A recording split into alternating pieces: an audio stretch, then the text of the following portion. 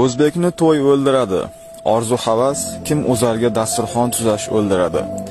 Yillab chet elda qulday ishlab topib kelgan pulimizni bir kunda to'yga sarflaymizda, qishdan arang chiqib olib yana qullikka qaytib ketaveramiz. Na farzand tarbiyasi, na qarindosh urug'chilikka vaqt topamiz. Mana shunday kalta fahm, to'ydan boshqa dardi yo'q odamlarimiz, ayollarimiz bor ekan, hech qachon, unutmang, hech qachon Yaponiya, Germaniya, AQSh kabi rivojlangan davlatlar darajasiga chiqa olmaymiz. Bu haqiqat. Assalomu alaykum.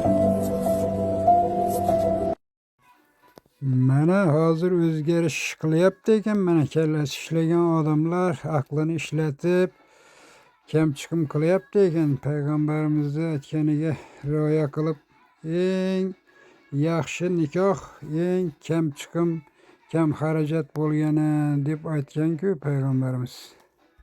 O'zbekistonda atigi 1 million so'mga to'y o'tkazildi. Xorazm viloyatida yosh kelin-kuyov yuzlab mehmon chaqiriladigan katta to'ydan voz kechib, atigi bir kunlik tantana uchun qarzga botmaslikka qaror qildi. Marosim o'z uyining mehmonxonasida eng yaqinlar davrasida o'tdi. Dasturxonda hamma narsa bor edi. Muhit iliq va samimiy bo'ldi. Qarindoshlar bayram qimmat to'ylardan qolishmaganini aytmoqda. Sizningcha to'yga 10 minglab dollar sarflash kerakmi yoki pulni kelajak uchun saqlash muhimroqmi? Fikringizni izohlarda qoldiring.